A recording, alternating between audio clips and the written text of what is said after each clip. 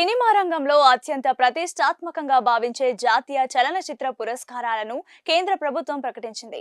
National awards 2025 పూర్తి జాబితాను national film development corporation విడుదల చేసింది. చిత్ర పరిశ్రమలోని ప్రధానమైన కేటగిరీలో బెస్ట్ పర్ఫార్మెన్స్ ఇచ్చిన వారికి అవార్డులకు ఎంపిక చేసినట్లు ప్రకటించారు. అయితే కమిటీకి ఇండియాలోని అన్ని భాషల్లో రూపుదిద్దుకున్న చిత్రాల్లో నుంచి 332 feature films, 115 non feature films applications ను అందించాయి.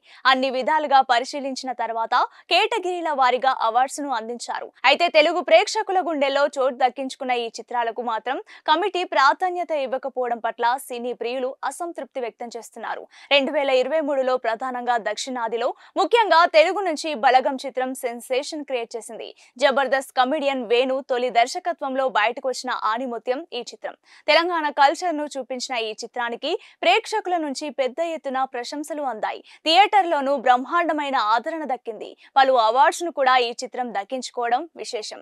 అయితే ఇలాంటి చిత్రానికి నేషనల్ అవార్డ్స్ 2025 జాబితాలో ఆశించిన స్థాయిలో చోటు దక్కలేదని సినీ ప్రియులు అభిప్రాయపడుతున్నారు. కేవలం ఊరు పల్లెటూరు పాటను నేషనల్ అవార్డుకు ఎంపిక చేసి పూర్తి సినిమా సోల్ ను వదిలేశారని, తెలంగాణ ఆచారాలను సంప్రదాయాలను చూపించిన ఈ సినిమాకు అన్యాయం జరిగిందని అభిప్రాయాలు వ్యక్తమవుతున్నాయి. అలాగే తెలంగాణ ఊరమాస్ చిత్రంగా వచ్చిన దసరా సినిమాకు చిన్న చూపే మిగిలింది.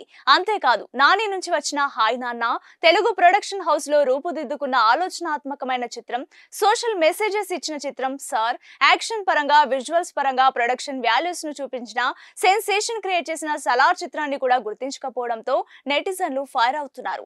అలాగే సౌత్ లో 2023 సెన్సేషన్ క్రియేట్ చేసిన ద గోట్ లైఫ్ చిత్రాన్ని కూడా నేషనల్ అవార్డ్స్ కమిటీ కనీసం పట్టించుకోకపోవడం ఆశ్చర్యమని అంటున్నారు. పృథ్వీరాజ్ సుకుమారన్ ఆ చిత్రంతో అద్భుతమైన పర్ఫార్మెన్స్ ఇవ్వడం విశేషం.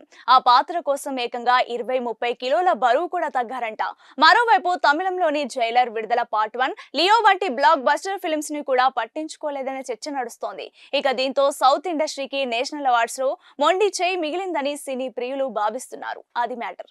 సినిమా రంగంలో అత్యంత ప్రతిష్టాత్మకంగా భావించే జాతీయ చలనచిత్ర పురస్కారాలను కేంద్ర ప్రభుత్వం ప్రకటించింది.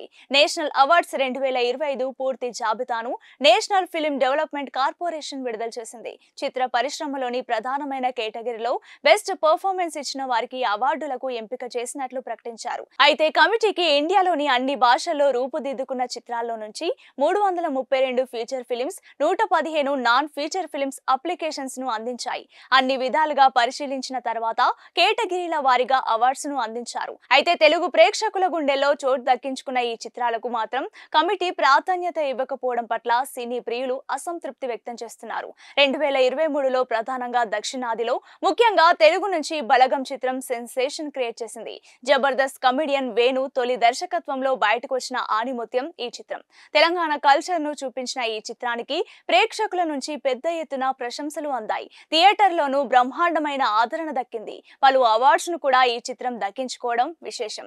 అయితే ఇలాంటి చిత్రానికి నేషనల్ అవార్డ్స్ 2025 జాబితాలో ఆశించిన స్థాయిలో చోటు దక్కలేదని సినీ ప్రియులు అభిప్రాయపడుతున్నారు. కేవలం ఊరు పల్లెటూరు పాటను నేషనల్ అవార్డుకు ఎంపిక చేసి పూర్తి సినిమా సోల్ ను వదిలేశారని, తెలంగాణ ఆచారాలను సంప్రదాయాలను చూపించిన ఈ సినిమాకు అన్యాయం జరిగిందని అభిప్రాయాలు వ్యక్తమవుతున్నాయి. అలాగే తెలంగాణ ఊరమాస్ చిత్రంగా వచ్చిన దసరా సినిమాకు చిన్న చూపే మిగిలింది.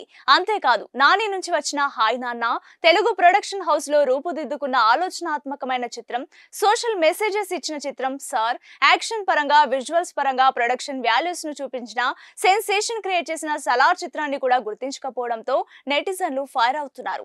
అలాగే సౌత్ లో 2023 సెన్సేషన్ క్రియేట్ చేసిన ద గోట్ లైఫ్ చిత్రాన్ని కూడా నేషనల్ అవార్డ్స్ కమిటీ కనీసం పట్టించుకోకపోవడం ఆశ్చర్యమని అంటున్నారు. పృథ్వీరాజ్ సుకుమారన్ ఆ చిత్రంతో అద్భుతమైన పర్ఫార్మెన్స్ ఇవ్వడం విశేషం. ఆ పాత్ర కోసం ఏకంగా 20-30 కిలోల బరువు కూడా తగ్గారంట. మరోవైపు తమిళంలోని జైలర్ విడుదల పార్ట్ 1, లియో వంటి బ్లాక్ బస్టర్ ఫిల్మ్స్ ని కూడా పట్టించుకోలేదనే చర్చ నడుస్తోంది. ఇక దీంతో సౌత్ ఇండస్ట్రీకి నేషనల్ అవార్డ్స్ లో మొండి చేయి మిగిలిందని సినీ ప్రియులు భావిస్తున్నారు. అది మ్యాటర్.